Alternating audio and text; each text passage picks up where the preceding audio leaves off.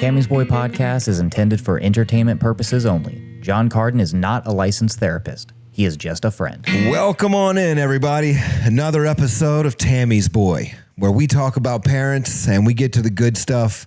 You never know we're going to get. We know why I do the pod, Colt.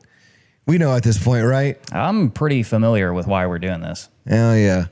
That's because my mom, I didn't have to have a mom like, they'd have to fake my mom's signature on a report card. My mom was on enough Valium. She never saw the report card anyway.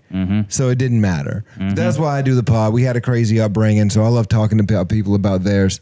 Colt, you got a few words for the people? I got a few words for the people. First of all, kids, how the hell are we doing? Great to have you here. We got another great episode coming at you again.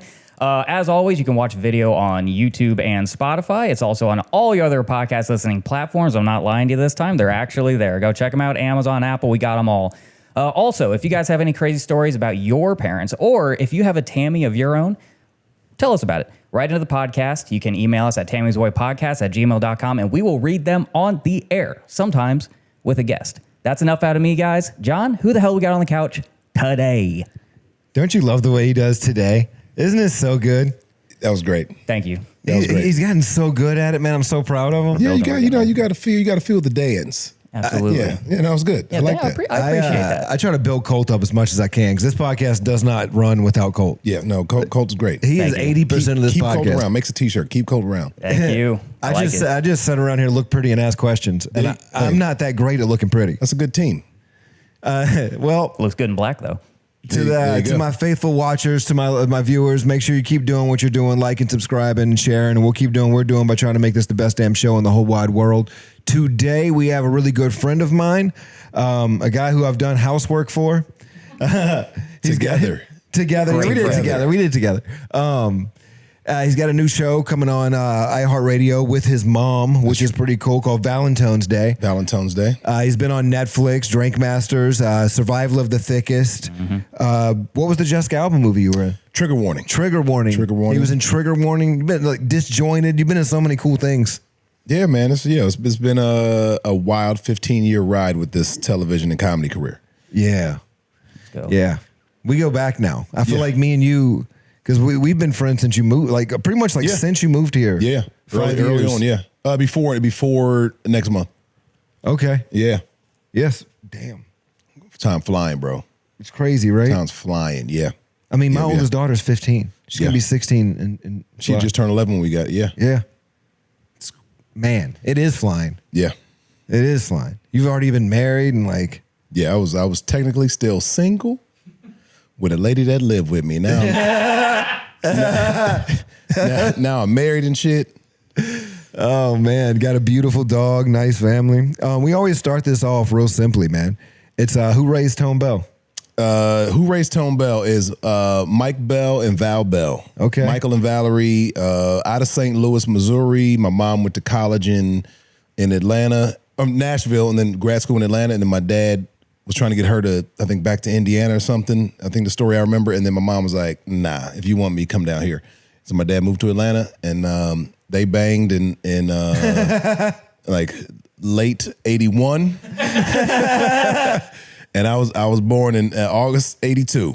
And so, which is crazy because my mom actually told me a couple years ago, actually from my first special, after my first special came out, Can't Cancel This, we were talking about it one day and she started telling, I guess this podcast kind of came up because my mom and I talk very freely, but she was telling me, she was like, not that I wasn't playing, it just happened before the plan. They were trying to have me at 26 and they end up slipping up. Because my mom ended up going, I do a joke on my first special about, my pullout game is incredible. Sure. And then my mom just goes like, we're out having lunch or something, having, happy hour. My mom goes, remember that joke? I go, no, I remember the joke. She goes, well, your dad's pullout game wasn't. And I go, Jesus Christ. I go, you gotta not say stuff like that. Listen, the fruit fell far from the tree on that one. Oh my God. And that wasn't hereditary. So you came Healthy 2-3 years early. Yeah. So yes, that's who I'm from. And I was, for the most part, raised in Stone Mountain, Decatur, Georgia. Okay. Yeah. And I've been through there. But there's some other things that happened that I found out recently that I wasn't really completely raised there. Yeah. So you were back and forth and you didn't know about it? Correct. Okay. Yeah. So I didn't find out about this like till COVID. My mom and I were talking a lot, and I'm talking also to my now wife quite a bit. just over the phone. I was in LA, she was in New York. And then we were all like kind of on like a FaceTime, the three of us at one point. And then I thought I spent every summer in St. Louis or Chicago with my family, which I do remember that. Yeah. I didn't realize that I spent majority of the year with my family until I was like 5 or 6 in the summers with my parents. You had it flipped. I had it flipped. And then when I got in school, like kindergarten, first grade, then I would stay in Atlanta and then go out there for the summer. But I didn't know the first like 5 years, my grandparents were like, no, y'all busy. He needs to come stay with us. And I see photos and I'm like, what house was that? They're like, oh, that was St. Louis. I go, that wasn't here? No, it messed me up. That's wild. And you didn't find that, and you didn't realize that till COVID? I was 40. Oh my God. I mean, 38, 39. But yeah. Wow. He's like, wait, hold on. Y'all didn't raise me? Yo, it's I mean, dude, and they laugh about it now. I mean, it's kind of funny, but I go, it added into my personality trait so much to how I am now that it makes sense. Yeah. But man, when I tell you, like they said, yeah, your grandparents would drop you off or we go pick you up, and you didn't know who we were. And I was wow. yeah, I mean, that makes sense. It checks out. But like, I go, that's why I can't hold down a girlfriend. I was busy eating early bird specials and chilling with old people. I'm not used to being with nobody longer than 8 months. I didn't know where I was. Yeah. No, it's crazy. So I mean, maybe, and actually when my wife found that out, she was like, oh, you make more sense to me now because you have like this very want to be together and then you leave for like a week and then you come back like nothing happened. And I go, yeah, this does make sense. Yeah. Which I do now. I mean, I sleep on the couch 4 nights a week. But I'm in the house. I know that's true too, because we talk about what you're watching. Oh, absolutely. Because we both do that. Because I sleep here so many nights. If it was, it'd be 2 couches and it'd be no bed. It'd be a couch in here, couch in there. It'd be like a living room and a couch room. It wouldn't be no bedroom. When I was in high school, I literally had a pull-out couch bed, and I didn't sleep on the bed part not once. Yeah, I slept on the couch my entire high school career. Now, do you put pajamas on this, or you just like you kind of whatever you're in, that's what you fall asleep in? No, I'm big on the getting comfy. So when I come home, I put on a sweatpants. You know what I mean? Usually no shirt. I'm usually shirtless. Okay. But always sweatpants or shorts. And then I'll do the teeth brush, the whole, skincare thing, and then I'll come chill on the couch for a minute. Okay. And if I've seen what I'm watching, if I've seen it before, I'll go to bed most of the time. You get in the bed. Yeah, I'll go get in bed because I'm done. You know what I mean? I can disassociate. Okay. I've seen it. But if you get wrapped, But if it's something new, yeah, I'm laid up right here and I'm falling asleep watching it. Yeah. I can go home if I go straight in the house, especially if I've had a couple. If I go straight in the house and if I sit down, it's over, bro. Yeah, you're not getting out. It's over, bro. I mean, and I sleep so well in shoes, it's crazy. I think it comes from like early comic and road trip days on kind of stuff of just like having to either sleep in a car or somebody's couch real quick or have to get up super early for a flight. Get sleep where you can. But I don't take naps. But I can't fall asleep in anything. Some people can fall asleep anywhere. I can fall asleep in anything. Dude, I will fall asleep. I mean, hands in pockets I fall asleep in a suit. Just like buttoned up and I can get right up. I have no problem with that. You think that's from acting? From like having to sit around for like call times? I don't fall asleep then either. Huh. That's like, that's my biggest gripe with acting. I mean, okay, let's transition. That's my biggest gripe with acting though, bro. is the waiting, but it's the people who aren't on the talent side or know someone well enough to want to know what it's like, never think about the 6 hours trying to be on because you don't know when they're going to call you. Like that is so exhausting. Yeah. And you go, I just want to do my best out here. I want to keep my comedic brain. I want to keep my dramatic brain. I want to keep all the subtleties and nuances that I've tried to put together. But after 6 hours of being like, hey, in 15 minutes, we're coming to get you in 15. Yeah. But then I've had 12, 15 minute, we're coming to get you. You get, your brain can't handle that. Like, so that's my biggest. It's the same way. Have you ever done a showcase, especially early in your career, where they don't tell you who's going up? You have to sit off to the side and just watch the whole show and then and wait, and you don't know if you're next or you don't know, and you got that breath every time they go to pull a name out or whatever it may be, and you're like, it literally that breath can fuck you up. It's It's yeah, bro. It's like it's that you got all this other stuff put together. Also, and you can just also tell me I don't know. People act like I don't know as a terrible answer. I'd rather hear I don't know. I would too. What time you think you might need me? I don't know. Yeah. Then I can shut down a little bit. Yeah. And then if you go, cool, we need you in 15, it's never 15. That's still 45 away. Yeah. I can wake myself up in 30, but they never give you that. That's like, yeah, it's the inconvenience there, right? yeah. It's send me a text or knock on my door and go, hey, I have no idea when we're going to need you. That's fine. Because also, I don't want to go back through hair and makeup. And I'm also thinking about efficiency of like, all right, how do we all do our best, no matter what position on the crew or cast you're on? No matter what you do, you're important. I want to do my best. Also, I don't want to be here for 16 hours. Mm-hmm. Yeah. Right. Yeah. If we're all doing exactly what we need to do and we're following all cylinders, we can be out of here in 10. Mm-hmm. But yeah, some people like overtime. that's a lot of people.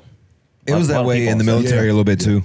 Just sitting around waiting for nothing. Just efficiency, man. Oh, 100%. Whenever I went on my first film set after leaving the military, I was like, there's not a lot of differences. There's a lot of things that are exactly the same. Exactly like you're saying. Just hurry up and wait. It's a lot more liberals. Yeah. Same amount of waiting. Yeah, that's true. That's true. Just gotta keep your internal monologue to yourself. Yeah. I tend to just go outside in between setups now. Yeah, I get it. I don't want anybody to see this opinion I have on my face. Is there a type of role that's easier for you to stay in or that's less taxing? Like if you're doing a comedy role and you got to stay in that, is that easier than dramatic? Man, that depends on the director. Like because it depends on how we're shooting it. It depends. So to answer your question, no. But like if I know we're doing a oneer, mm-hmm. I want to be in it the whole time. I never want to settle. Right. I had to do one this like I said, finished filming. Huh? Like a sitcom? Like what do you mean oneer?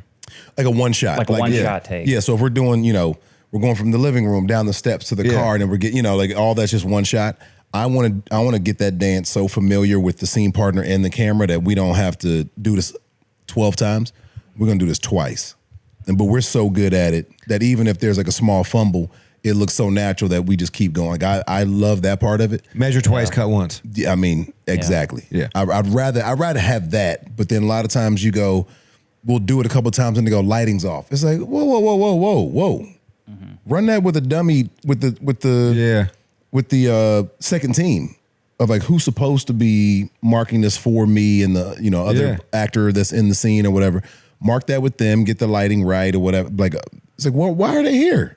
They're working too. Like, and they do. If you let second team do a good job, they do a great job. Yeah. Like my second team guy on the show I just finished, dude, they fired him and I got pissed, bro. You got him back? Hell yeah, I go. I'm not coming to work if y'all don't get him back. Go. I love you, man. Let's go. Who ain't coming back? No, I love this guy. I love you because like if you think a cause is righteous and you think that it's like it's worthy, you will fight your ass off for it. Yes, I will. I've seen it. Or and if I have no other tools, I'll be so petty you're gonna make me happy. I will be so petty. It'll be like, what does he want again? And then you will give it to me because I'm gonna make this hell for everybody. And I don't want to do that. You know where I learned that? You ever read Tracy Morgan's book? No. Tracy Morgan had this story about him getting a new pair of shoes. His mom got him a new pair of shoes for the summer. And he went to the community pool, like the pool in the projects. He goes hundreds of kids in the pool. And everybody lines their sneakers up against, you know where your stuff is, your T-shirt, your keys, you put them in the shoe, whatever. And he goes, somebody stole my shoes when I was in the pool, came out, everybody's gone, and everybody has their shoes but me. And he goes, you know what?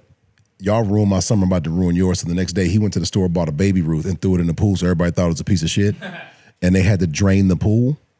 And then the pool was gone the rest of the summer. And he was like, that's what y'all get for taking my shoes. He pulled a Caddyshack. Dude, it's so great. That's one of the most petty things I've ever heard. Yeah, it's great. That's pretty great. Yeah, that's pretty good. So I want to ask this. Mom went to grad school. Yeah. What did she do? So my mom went to school for library science. So back then there's no computers. Okay. Right? So you're talking about 78. Okay. Right? So you dealing with typewriters and the Dewey Decimal System. It's like, well, not an abacus, but ain't no TI-83s out there yet. Nah. Right? And so she went from, I don't know what her job was directly after college, but by the time I remember her like working full time, she was the library scientist for Grady Memorial Hospital. Oh, wow. So doctors would have their diagnosis come down. They talk to my mom. My mom would like look up with the, sightings and periodicals and research papers from other doctors, and then go, here's what we think it might be from what you do and what I do, and then like help assist the doctors on a theoretical level. Oh wow. Yeah, so that's what she was doing. And then she went to grad school for, I guess she was like a science major. Okay. Right. And so that's where she ended up going, and then computers came in. Yeah. And it was like, we probably don't need you anymore. Like that skill set. Yeah. 'Cause, when you would go through card catalog. Yeah. And like, here's where you find that thing. I mean, the amount of books and encyclopedias and stuff we had at our house. And I mean, my mom is a researcher, bro. Like even now on the internet, she's good. But like when she had to crack open a book, nuts. My research papers in high school were phenomenal. Oh, I bet. Dude, my mom was like, did she have high expectations in education? As far as like me continuing further education? Well, not just further education, but like your high school, middle school, like where you like high standards for grades? Yeah. Yeah. My dad's a logical one. My mom was like the more like book smart. Okay. Yes. Oh, for sure. What did dad do? Dad military. Okay. Dad was in the Air Force he only did 4 and then got out, and he was doing, you ever seen, he would do mostly commercial, some residential, but mostly commercial properties, and then some kid stuff. But you ever seen, like you walk into they're different now, but like maybe in the 80s or 90s, you walk into like a building and they have like a wall graphic up. And so he would do wall graphics and graphics for businesses like inside, sometimes outside, but it was real big in the 70s. It's kind of hard to describe it, but it'd be like on the wall, not like a geometric shape, which he could probably do too, but he was an architect and engineer, but that's how he got started.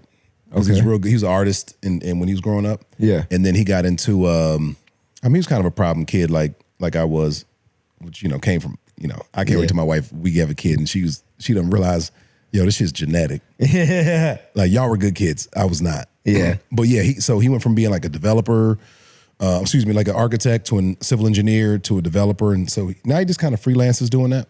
He's kind of retired, but if you got enough cash, he dabbles. He'll draw you some plans. All right, hold on. Wait, I know you're enjoying the episode. Just give us just a minute. We just had a quick thing we want to tell you about. If you're watching the episode and you're liking it, thank you so much. We love you. Keep watching. Just make sure if you've got the time, go hit that subscribe button, like, comment, do all the things you got to do to make us the best podcast that, we're trying to be. I believe Colt has one more thing he wants to tell you. Guys, I got some big news, okay? The big news is that John and I are coming up with a whole new show. We already have it all put together, but we need your help to do it. The name of the show is Who's Your Tammy, where we're going to have you guys, our loyal fans, write into the show. Tell us about your crazy childhoods, good and bad. What'd your parents do? Did they not feed you? Did they feed you too much? Did you have good Christmases, bad Christmases? Tell us all about it. Email us at tammy'sboypodcast@gmail.com, and we will read your stories on the air, and we'll break them down. Feel free. If you want to keep it anonymous, keep it anonymous. You don't have to tell us your name. Your identity can remain a complete secret. But your stories, that's what we want. So please, send us those stories. Thank you for tuning in. Thank you. Enjoy the rest of the episode. Man. Do you have brothers and sisters? No. Only child. Only child. Let's go. I'm pretty sure I'm the only child. Like, I'm my parents' only child. Okay. No, that's fair. I won't say too much. I think we can surmise what that means. But I'm pretty sure. Yeah, For the most part. Yeah. So yeah, just me, man. Just me. Did you act in high school? Yeah. So I didn't start acting. I started acting when I was 12. I was doing this. There was like a public access kids sketch show, like a variety show on. Like Zoom? Do you remember Zoom on PBS? No. Look that up for me, Colt. This was a thing. It was Zoom. Very much like what you're talking about. It was like no, they got way more money than us. I could tell you now. But yeah, this was PBS's like No, they had a budget. all that. Oh no, we were looking through, boxes and laundry baskets for costumes for every week. We're putting it together on the fly. Oh wow. Real SNL style. Oh I man, like it. It was called Kids Barn. Kids But Barn? we were about that age though. No, it wouldn't have been PBS. It would have been Public Access Atlanta. And this would have been 91, 92. How did you get cast on that? A girl I went to school with. So maybe I was 12 or 13. A girl I went to school with, her parents were heavy in the arts. Okay. Heavy in the arts. And so those of us who kind of had that creative bone, they were like, hey, do you want to? And my parents looked at it like, hey, great. I got childcare from 8 a.m. till 3 p.m. on a Saturday. Yeah. So if I wasn't going roller skating, if I wasn't going, I would do Kids Barn for a season. I bet you can roller skate your ass off. Yes, I can. I know you can. Hell yeah. I have no doubt I'm a phenomenal whatsoever. skater. Phenomenal skater. Actually, I won't say phenomenal. I'm above average. I'm like, But that's an Atlanta thing, though, right? Because there's a lot of people that come out of Atlanta that can skate their asses off. There are roller skating cities that, like Philly, Baltimore, DC, Chicago, Detroit, St. Louis, San Francisco, the blackest Oakland. cities. Yeah, or that, yeah. Or that, Houston, yeah. Or that, yeah. It is, and they don't have their own style. Yeah. Yeah, but I mean, I've been to a lot of skating rinks, especially here. I take my daughter all the time. My daughter loves. She was working at a skating rink At for a while. Skateland? Yeah, right down the road. Or Playland, I think. I think it's like Playland or That's where I go on Skateland, Tuesday Play nights. Mountain? Yeah, Yeah, Tuesday nights is like adult night. That's where I go. there's one like literally right down the street from Yeah, here. or Burnett. Yeah, Yeah. That's where I take my daughter. Yeah, that's the only good one in the city. Like the floor is not. They just, I don't know if this is true or not, but the antique mall that was next door, they bought. And so from what I understand, they were supposed to be opening like a mega rink, like an even bigger one. That's too big. I don't know, I think it'd be cool. Then put the kids over there. Yeah. Put the kids over there and put I'm a what you call a quad skater. That's Okay. 2 in the front, 2 in the back. Old school regular skates. Yeah, roller skates. Right? Roller Yeah, skates. Right. Inline people, we don't like. I enjoy you like having a hobby and activity, because inline people just want to go fast. And I'm out there kind of dancing, grooving, having a good time to the beat. But Zoomers, they be out here just. I mean, like you're not gonna win nothing. Stop going so fast, bro. Like Playland will have like a inline only. You know how they'll do a backward skate, the inline only, and then these dudes, they just go real fast for 2 songs, and then they get done. They be like, so "Where's the water fountain?" Like it's. I was never a good skater. My mom was like not professional, but she was a speed skater when she was growing up. And I would go to the lock-ins and stuff and all the stuff at the skating rink. I would do all that stuff, but I was never a good skater. What I was good at was skee ball. Okay.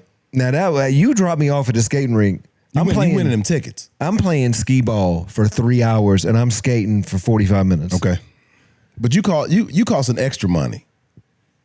Yeah. But I scrounged. All right. No, yeah, you got to scrounge. I know how to get up under the couch cushions. You finger in the little slots to see who left quarters in. Yeah. Oh yeah, the payphone. Yeah. Remember payphones? Payphones. Oh, absolutely. Payphones gave me a lot of free skee balls. But also I figured out how to Jimmy rig the machine. Oh, that's always good. That was the other thing I figured out because I had a piece of cardboard. Okay. And if you stuck the piece of cardboard into the coin slot just far enough, You can hit the little notch. it would ring it. Yeah. And so I would do that until I got caught. There used to be a code with pinball machines like that. You used to hit the buttons and pull the lever a certain way, and then give you free games. I forget what it was, but I've seen people do it. Yeah, my oldest has figured out. I don't know how she knows how to do it so well. I don't even think she knows. It's kind of like a Rain Man thing. But if you put her on a claw machine, she's coming away with a stuffed animal. Oh, that's nice. It's like, I mean, You got it's to like put her in front of those ones with the I do. with the iPhones and stuff. Yeah, like But I put her in front of the ones when we go to like pinballs and shit, where they have the tickets for like 500 tickets, 1,000 tickets. She'll get them almost every time. Yeah, that's great. She knows how to swing it just perfect, to grab it, to pull it back in the right. It's Get her ready. That's baby Vegas right there. You might want to take a trip when she turns 18. Or I guess know. they Yeah, get to be you 21 guys now. wear whatever. matching suits. Oh yeah. At Sunglasses Chuck E. indoors. Cheese. yeah. Yeah. I thought she was like rigging it, but no, she's just like talented at it. It's like 80%. Like she's sitting at like 80%. Yeah, that's great. And when she can't get it, bro, She pissed. oh, she's fucking like, she's like, this machine's bullshit. This one's literally rigged. Like, she's like, Yeah, I like Tearing it it. apart. I like it. I like Tearing it it. apart. She goes, no, given my past resume. There's no way. Yeah, there's no way that I didn't win. Absolutely. Yeah. Defective. Yeah. Man. What was, where did you go to college? College was Savannah State. So Okay. just about 3.5 hours southeast of Atlanta. So I stayed in Georgia because they had like the whole in-state scholarship. Yeah. So if you have a B average and you keep a B average through college, then, but I graduated with like I don't know if it was a 3.4 or 3.6 from high school, but also my high school, bro, was 7 people. Sorry, my graduating class was 7 people, not the high school, which is still Whoa. crazy. That's your Private? graduating Yeah, class? private school? Three more people. It was my graduating in this room right now. If 3 more people came over, that's my graduating class. And did y'all have a drama program? No, I only went there 1 year. Okay. So I was like the drama program. Y'all would just be playing the Three Little Pigs. I had a drama over and program over again at the school before. Okay. So at the school I no longer attended. I'll say it like that. So from my I think 8th grade to 11th grade I went there, and then my senior year I went to another school. But it was the first. I think it was their first it was the first senior class. Oh, so it was like a brand new school. No, for high school. Okay. I think they started with like 9th and 10th and then let those people go through, and then some people left. Me and another friend from that school, there would have been 5 if we hadn't come. We made 7. That's wild. Craziest basketball team, great. I think the whole high school was like 65, 70. But the high school I was coming from was 100 altogether. So you were in the country. Nah, not even. It's just a small, I hate to even say private. It was like my parents paid and we wore uniforms, but I wouldn't call it private. Was this one of those like very smart schools? Like was education very... It was not. Hold on, Tom. What is going on here? It was not. Hold on. It was a very corrupt. Is this a cult situation? Yeah. All right. Yeah. This 100%. isn't our first experience with cults here on Tammy's it's not Boy. actually. Well, and that's like, I went to school there, but so many people I went to school with were attached all the way around to like the church and the community and the school and all that. I was just really a part of like halfway the church, maybe a little bit the church and school. Okay. And then everything else, like my parents didn't really fool with it. But you can tell, I know a lot of people who, I want to do a documentary on this, but I'm also afraid to do a documentary on this. But the church is now closed, but the amount of scandal that came out of this shit was wild. And it was happening before I got to the school, while I was at school, and then so much came out after. What kind of stuff happened? So there's a dude who, so there's a bishop who was like over the church, and this is a mega church, so this is like 5,000 seats in the church. There's a bishop who was the bishop who was like the head of the church. His brother was the senior pastor, so the VP basically. Yeah. He was also the headmaster of the high school. Okay. The senior pastor's son graduated probably the year I started going there. Okay. So 8th grade, he was a senior. By the time I got to high school, he was gone. He was gone to college. After I get out of high school, and this is probably maybe 10 years ago, maybe a little less, we all find out that his dad is his uncle is his dad. So he's been calling him uncle the whole time, but it's really his father and vice versa. There's kind of there was like. But was it as an act of infidelity, or like did the wife sleep with the brother and lie about it? So there are so many stories that I wasn't there to witness, but I know that people have witnessed and like walked in on stuff of these higher ranking clergymen at the church who would run orgies for like submission, to go, if you want to prosper, I need your wife to do this for me, and it's going to be what you need to prosper, like all that kind of shit.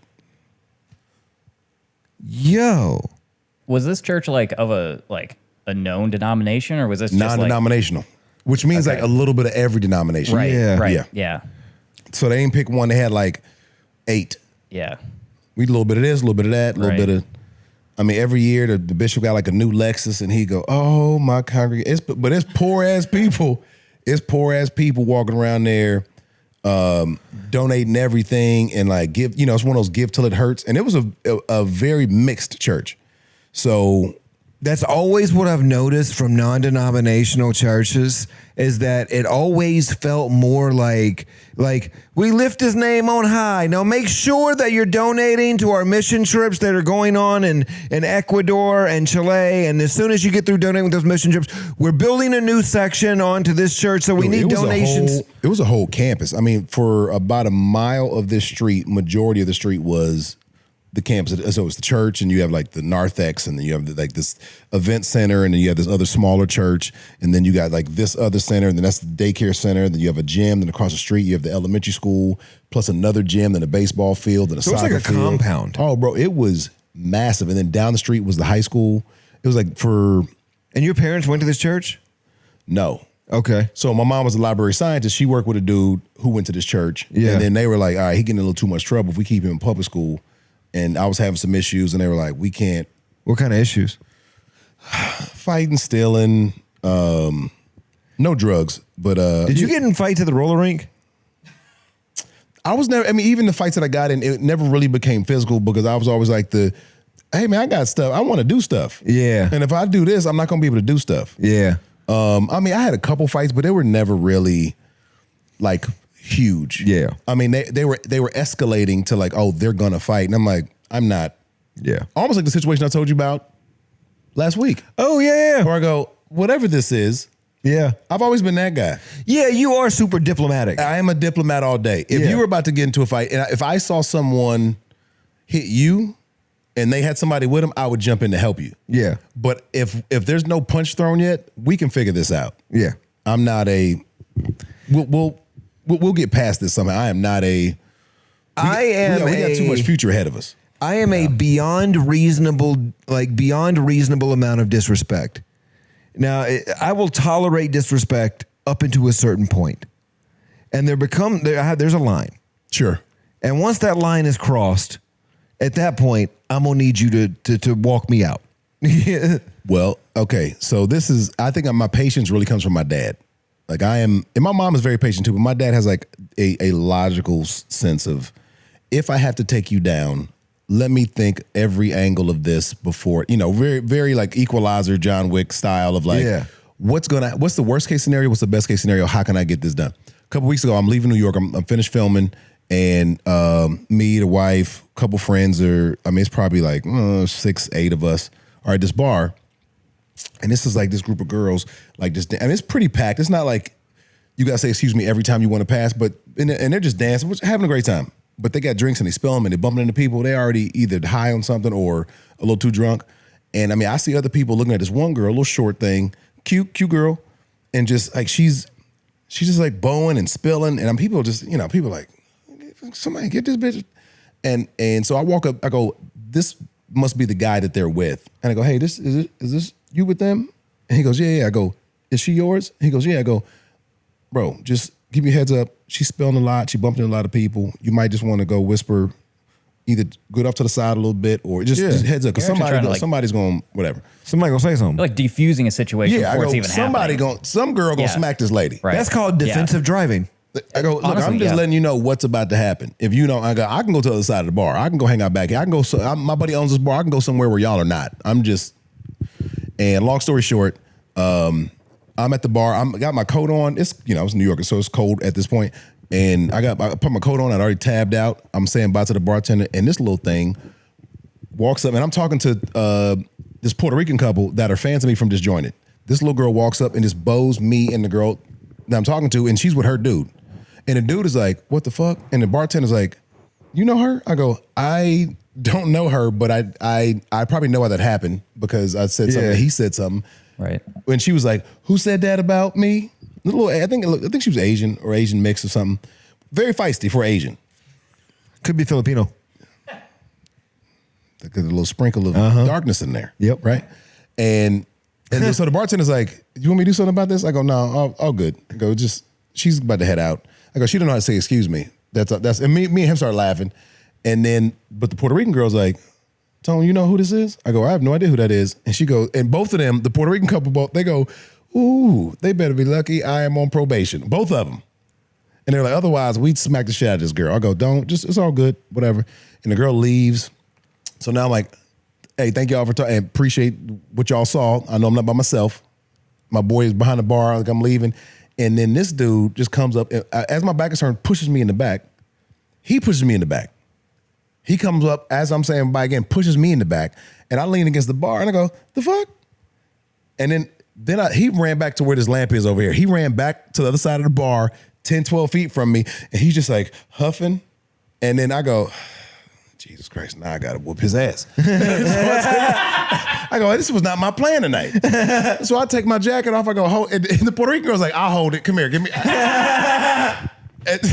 So now I'm about to go over there, and then Rojo and a couple other friends come behind the bar, like 3 or 4 people, and I go, no, I'm just gonna talk to him. More Puerto Ricans? And they go, you are not gonna talk to him. Yeah, another Puerto Rican. And they go, you are not gonna go talk to him. I go, no, I'm gonna talk to him. I'm gonna talk to him. But he didn't want to fight either, but he had to show up for his girl. Yeah, you gotta look macho. But all he had to say was, hey, I talked to her. I'm gonna get her out of here because she drunk. She gonna get her ass whooped in here by somebody tonight. I go, I'm telling you, bro, that's all I was trying to say. And so but they wouldn't. I go, one of us got to go. One of us had you either put them out, and so then we go upstairs trying to leave, and then a couple friends went up, and they go, police are outside. And I go, so then they go, so now I got like half the bartender staff taking me out of the back door like a black ops team. Dog, it was so fun. It wasn't even late. It was like 11. It wasn't like this was a 3 a.m. thing. It was like 11. Yeah, dude, it was wild. Last fight I got into was on 6th Street, and it lasted about 15 seconds. Did you knock the dude out? I didn't knock him out. I just pushed him down, and he was too drunk to get up. I'm nervous about that, though, because if I push somebody and they hit their head. I'm nervous about it, too, and I'm very aware of it. Yeah. So when I pushed him, I made sure I pushed him up against a wall. Okay. And I made sure that he was safe. But he Still was breathing. drunk, and he was around his boys, and I didn't mean to bump into him, but I did bump him because it's a crowded street. 6th Street, man. And I'm not a little guy, and he is. And so he went flying. Okay. And, at that point, small Mexican dude with his friends, he's like, no, what the fuck? You gonna throw me around, man? Like, I'm like, no. It was none of that. There was none of that. My bad. Excuse me. Yeah. I even went out of my way. Pardon me. You know what I mean? Like, excuse me. Hate that shit, man. And he wouldn't stop. And he was just so drunk, he was like stumbling over. So I literally just like gave him a good little heave ho, and he went flying. And on purpose that time. The one of the best things, I don't know if my dad told me this or not, but I grab, like, if I've ever had to I grab a belt or a waist. Because you really go, you want to do something, you want to push, but you go, you're too close as a man, you're too close to my package for me to do anything. But if I got a good grip on your belt, all this is open. But I pull you towards me instead of pushing you. And now you get very weird. Which, I mean, I would too. Somebody grab me by the waist. I go, what are you doing? Oh, no. What are you doing? Yeah, there's no way you can go into fight after that. No. After one of these. And you kind of automatically on your heels after that too. So you got no, It was like if you had an argument with a teddy bear and you just pull a string. No. I love you. I love you. No, motherfucker, that ain't what I was trying to say. Just pull a dude's belt and kiss him on the cheek. Whoa, what the fuck was that? Hey, come back here. It's a great way to get out of a fight. Yeah. I don't want to get out of a fight. Hey, man, they're way more relaxed after I do this for 20 minutes. Gosh. You punch your way. I punch mine. What were we even talking about? Oh, man. We're talking about, we're going back to the school. So I think you asked. Oh, yeah. Here's the thing. I was thinking about that while you're talking about something else. I'm like, we really just grazed over orgies. Yeah, we quickly. Yeah, we ended there. There are a lot of pastors left who were like the righteous, like the good ones. good dudes who like left. And after, I don't know what time, I don't know what year they closed down, but it wasn't far after I left. It was probably there a couple more years, and then everybody it just disbanded. And I mean, did you ever get questioned by any like authorities or anything like that on any of the things that happened there? Not really. I'm sure some people had, but it's so hard for a church, right? Because a church, nobody checks the books of the Vatican. You know what I mean? It's like that's very difficult to, and there are always a lot of with the church, there was, for a while, there was all these like conspicuous, you know, you get a certain amount of money donated or all that, and then a fire happens. Yeah. And then this thing, so like you get a chance to mask this money, but also call insurance in to come fix that thing. But now you kept the cash, but also it's a loss, right? So I mean, it's a. I've watched the Ozarks. It's a crazy game. I mean, and smart. Yeah, I mean, churches are one of the biggest businesses in the world. So what was your parents' knowledge of all of this as it was going on? And what was your knowledge of it during? I mean, what was the first thing that happened that it kind of raised a red flag to you? One of my friends' moms got caught having an affair with a pastor. Was she in an orgy? I don't know if she was in an orgy. We were young on that. I was like 8th grade. Okay. So his parents were getting a divorce because his dad found out. Another friend of mine's dad was kind of already, they were pretty much divorced, but they were living together because he was gone. He was an NFL video, like a photog. Mm-hmm. So he would bounce off. He's like, he wasn't even around. So my boys would see, him and his little brother would see his dad on the weekends anyway. As you do. Even if they were still married during the NFL season and training camp, he's gone all the time. Yeah, busy. That's what I tell my kids too. Training camp. yeah, NFL baby. They got me going. He's like, Dad, I always watch for you on the sidelines. I'm like, yeah, they keep me in the back. But there were a lot of. I mean, there was so much infidelity, so much insurance stuff, but it stayed out of the paper quite a bit, or at least front page. At least you had to look for it. But so many people were like drinking the Kool-Aid that they couldn't see it. And my parents were so far like, he just go to school here. But a lot of my activities when I really got into the arts there, I started doing like skits and comedy, and our Wednesday night, I think we had rehearsals on Sunday and Monday nights, and then our performances were Wednesday nights. So a lot of my friends came from there. Okay. And actually I think my boy who owns Magic City now, strip club, we met there. So, but dude, it was like, more murder than you would think. More sex and orgies than you would think, more insurance fraud. Well, buddy, for a church, when it comes to murder, sex, and fraud, I feel like kind of just comes I with usually the start at territory. 0. Yeah. I mean, or you should. True, yeah. Yeah, so any would be more than I would think. At this point, I don't know. I'm kind of the opposite way. I'm like, all right, where are they? Now, but that's because I did some research recently. And do you know what organization has paid the most money for sexual assault cases on planet Earth?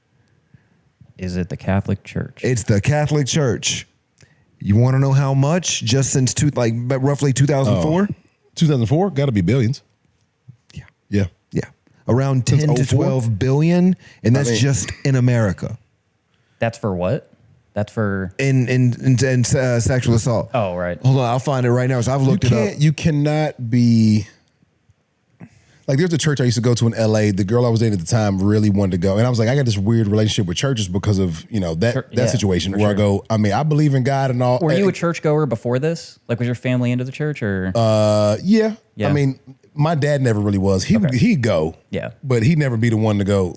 We gotta go to church. My dad be like, "We going to church?" I'm not gonna suggest it, but yeah, he was not that dude. But also, I think my dad saw through a lot of that up front. Right. But I mean, when you have a congregation over since 2004, 4 billion. I was a little 4 billion. 4 billion. But several dioceses. Now here's the big one: Los Angeles, 2007, 660 million. 2023, one of the largest settlements in history, 880 million. New York diocese has collectively paid hundreds of millions following charges in state law that allowed older cases to be filed. Globally, there's estimates in the billions. Some payouts are confidential, but yeah. I mean, when you're a nonprofit organization that doesn't have to pay taxes, but you can still take out loans from the bank. But I mean, the whole thing goes. What you can't really default on it. And whenever you're based in technically your own country. Yeah. Oh. You know. Well, I mean, it's like you ever seen it? Like, there's a restaurant in New York that it's the original's in Rome, and then there's one in New York, and it's a Italian restaurant. And a lot of restaurants do this. Like, they have an original somewhere, and they send staff to go get like a little Americanized, and they send staff from America to go like learn the ways of Spanish food or Portuguese, or in Japan, they'll send people back and forth to go learn the way both. But that's how priests do. The dioceses do. Like, they go, hey man, if you start over here, do your first 10 years here, and then go overseas and now learn the real shit. Yeah. And then when you come back, you're going to be just corrupt enough so we can really get to business, right? So, but I mean, there's no way if you imagine, I bet you most pastors who are mega pastors are hilarious, right? Because they perform 2 or 3 shows every Sunday, and they crowd keep coming back. Yeah. They for the most sold out every weekend. Well, to be fair, they are, in fear of damnation. But I tell you what, though, I'll be honest. Yes. At one point in my life, I seriously considered becoming a pastor. Seriously If you considered can make it, but there's no way you can't get corrupted by it. No way. Because if I wanted to, I could be one hell of a pastor. I think most comics would be a wonderful pastor. Absolutely. You are going for the laugh. I mean, there's no way they're not going for the laugh. Yeah. And then you got to get some tears. You go, I can get tears too. I can get, yeah. I can be sad. And I can lock people in here until we raise enough money. You can't go home. I'm making sure you can't go home until we raise enough so I can get me a new car. And then y'all still got to bring y'all collection plates That together. solves your check And issue. just You don't like at a cash. show, Cash every time. Every time. And just like at a show, I'm going to get drunk off wine and try to bang your wife. Bro, every time. Every time. Listen, I have seen a lot of ladies' men in my day. Okay? There is nobody quite as good at getting women as a black pastor. It is. I mean, I say pastors, period, but yeah. But black pastors they become everything they saw on TV. There's an art to it. You know what I mean? They are just amazing at it. Yeah, Sherry, come on now. We're gonna pray. We're gonna be there at 7:00. There's no way. I mean, imagine I gave out advice during comedy, and like I'm doing an hour every Sunday, and after my show or my service, a young lady comes up and goes, "I'm really feeling isolated in my relationship. What can I do to?" And I go, "Bitch, bend over. You'll feel better. Just come back here every Sunday. Let Jesus take the wheel." And so Monday through Saturday, Just get down on your knees and do Monday 8 through hour Saturday. fathers. hey, y'all relationship fine, but you come see me. I'm the prescription for the ailment that you have. The Lord. It's like it's too easy. My dick has been ordained. It's where'd that cough go? It's too. You have to get drunk with that kind of power. You have to. And then you go to all these conferences and you trade secrets. Yeah, you're comparing notes. Yeah. That's a better way to put it. I said trading secrets, but Yeah, compare notes. Compare notes is that's how you write it off. Yeah, because I got the visual. You know what I mean? Yeah, man. Yeah, bro. Yeah, I mean it was a lot, man. I mean, there was a dude that we used to play ball together. So like on Sunday, well, even when I was like younger, we like after school, after baseball practice, after soccer practice, or whatever, there was like a 4-court like blacktop behind the baseball field. And then so even if you didn't go to the school, you know, just people from, there's a neighborhood right behind, people from the neighborhood come over, and it'd be, 20 of us running on 3 or 4 courts. Yeah. And this kid named Damien used to come around, man. This kid, his family was a big part of the church. His dad, he had like 3 siblings, mom and dad. So it was like 6 of them all together. And they lived in this blue house right behind the baseball field. So he like cut under the fence and come play ball with us. And this dude was probably, we're all probably hitting 5'6", 5'8" at the time. So we got our summer spurt out. Mm-hmm. Yeah. And Damien's probably like 5'2", 5'3". But dude, he could hoop. Yeah. This is 90, so he had like big ass shorts, big ass t-shirt. Cool, Allen man. Iverson era. Yeah. Yeah. But like, he'd cross you up and like, oh man, Damien can shoot. And he was cool, man. And then one day we're like walking away from the field from the basketball court. And we're like, there's like these steps that went down and Damien had already left. And you hear like these like 5 shots. And we're like, yo, does that come from the neighborhood back there? And we don't know. We like it was kind of far away, a couple hundred yards. We're like, that sound wild coming from that neighborhood. Next morning we find out Damien's in the hospital. Dad came home, shot the whole family. Killed the whole family. Damien only survived, which he was shot up too, but survived because he played dead. And then when his dad left, he got the cord. This is back, landline phones. got the cord off the wall, dialed 911, and then lived. But everybody, whole family got, and they were a huge part of that church. And we got to go, and we never really know, but a lot of us go, he gave everything to that church and came home with nothing. And then the church probably not helping him out, even though now he needs help. Was his mom the one that was sleeping around in the congregation? We don't think so. Okay. And we were super young when this happened. So we're probably, it's probably 8th grade, maybe 9th, but it's probably 8th grade. So we don't learn about the whole infidelity orgy shit till junior, senior year. Yeah. At least I didn't. But yeah, it was, my friends that were getting, their parents were getting divorced, that happened when we were young. But it's so many crazy occurrences. There's probably some people that knew about the orgies. Oh yeah, definitely. Oh, for sure. They're like, yo, I walked by my parents' bedroom last night, and that was not But a they were prayer happening circle. in the church. A lot of them would happen in the church, like in the back room of the church. They would orgy at the church for the Lord? With the rumors that we heard, yeah. Orgies for the Lord. I've heard it all. Oh, it was How long did you go to the school again? 5 years, 4 years, 5 years. Okay, and this is the school where you only graduated with 7 people? No, that's the one before. Okay, before. Yeah. Okay, And gotcha. then my senior year is the one I graduated with 7 people. Okay, gotcha. Yeah. So you finished out of school at a different school? Yeah. Gotcha. Was that because of weird stuff with the church? Yes and no. There's a story that I don't like to get into, Okay. but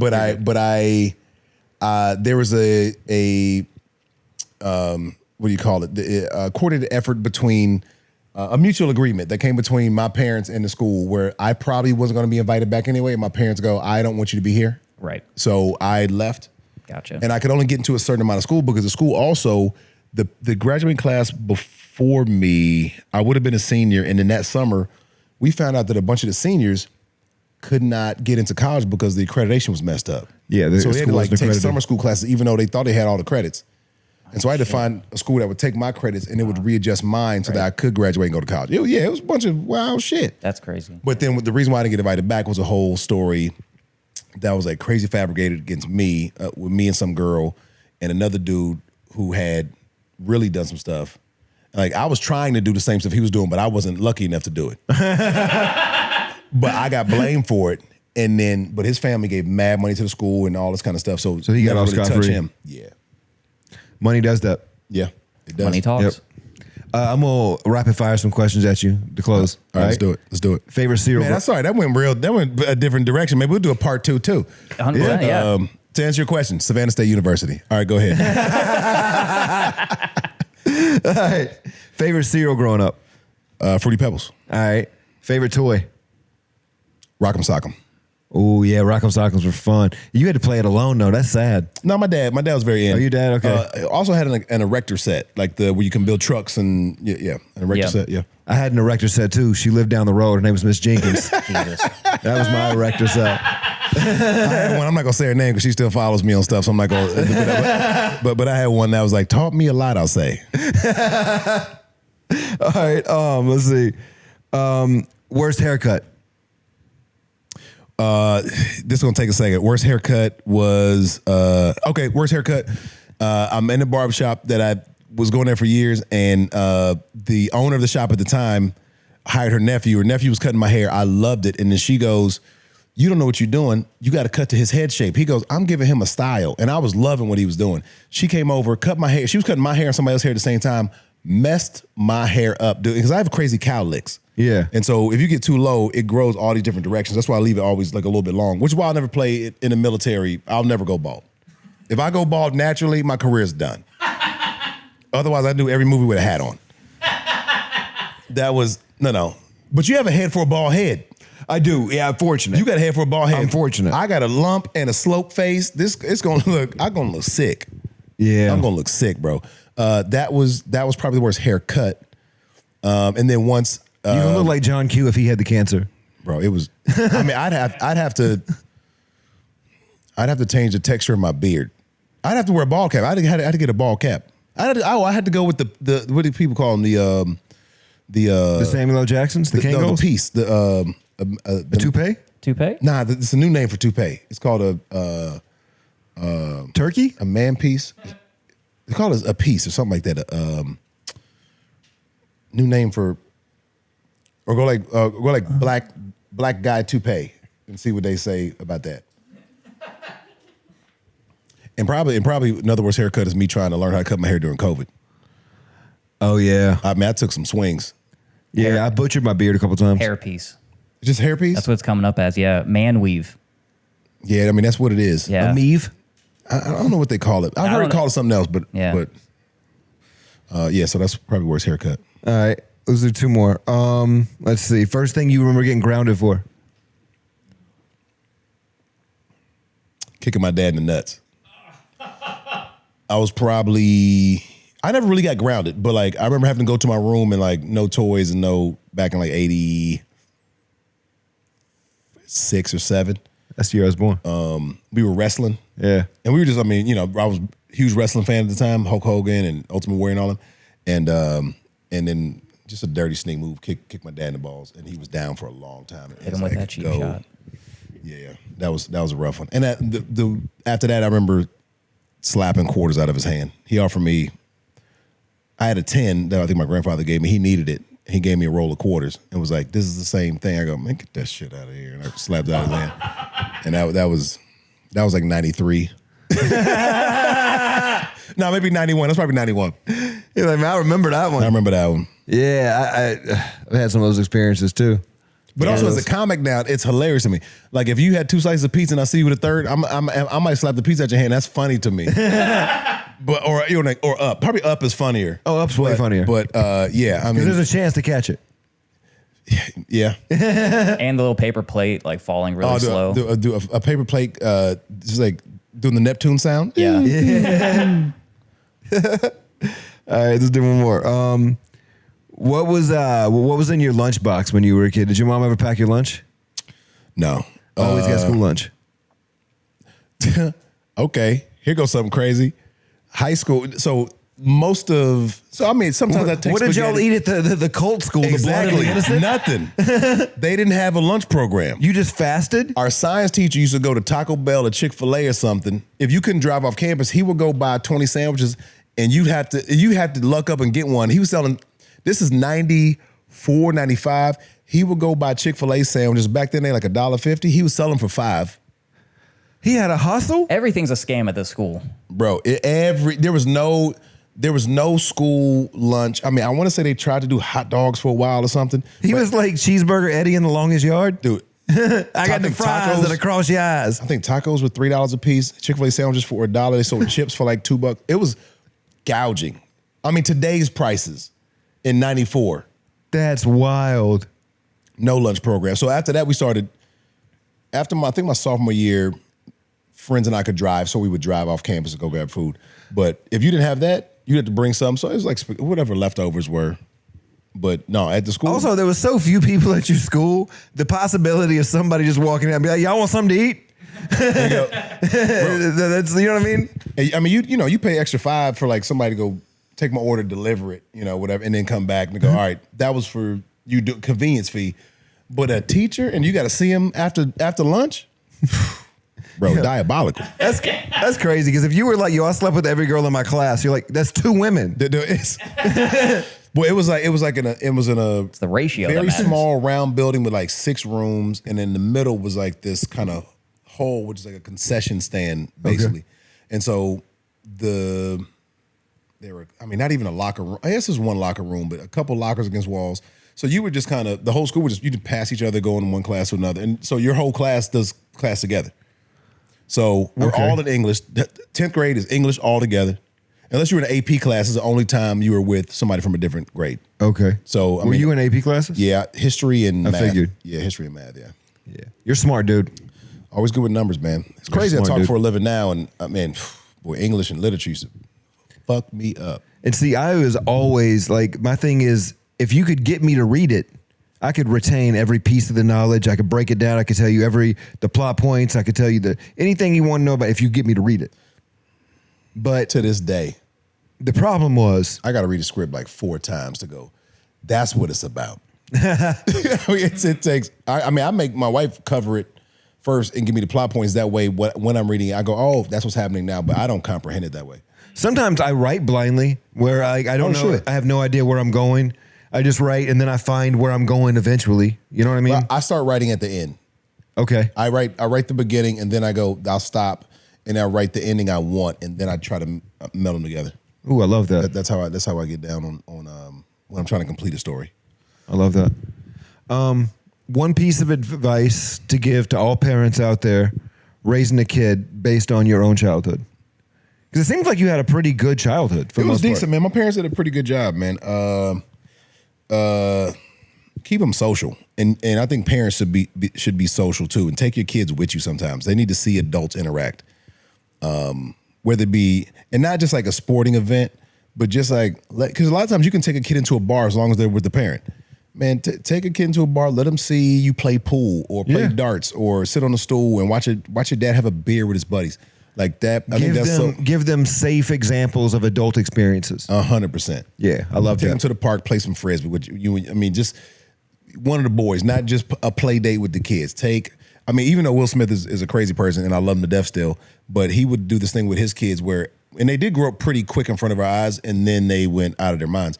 But he took them to work with him. So every job is like, come meet the PAs and the directors and the, crafty. And so they got a chance to meet people. And I think that's very important. I know other parents that do that. Like, my kid comes to work with me all the time. And now they know how not to act an asshole. Yeah, in public. I've definitely when your son came to the crib, he was like, "Oh, this is great." Yep, I've appreciated Creek because there's times where I have the kids and I got to do a spot at Creek. Sure. And I might not want to leave them here. You know what I mean? Like, I live in one of the safest neighborhoods in Austin. Sure. My neighbors are amazing and they're right there. They'll come check on the kids. Downstairs neighbor's awesome. She'll come check on the kid. They're good here. Yeah. But there's times where I don't want to leave them. Right. And so Creek has been amazing about that, dude. They'll let them chill in the back, play Connect 4, give them some donuts out of the food truck. Yeah. Let them hang out and have a good time. And that way they get to see me at the club. They're not watching me on stage. It's crazy because whatever you prevent them from, they're gonna go search out for it. You know what I mean? It's like I remember my dad gave me. I just did a podcast like this came up, but my dad gave me when I was like 11 or 12. Gave me like 3 porn magazines. I don't have to look for his. I got some. I got my own. You're gonna be introduced to this. You're going into 6th grade. You're going to see a lot more of this. I hear the music, I see the movies, whatever. It's like, before you got to go searching, talk to me about it if you want to know some more. It's like, but you got to give, like, dude, my wife couldn't watch Friends growing up. Yeah, it's wild. Yeah. Friends, Simpsons. Yeah. I mean, so it's like, and now she sees stuff like, whoa, like movies from the 80s, and her mind is blown. I go, you got to let your kid, I mean, I love comics who bring their kids on the road.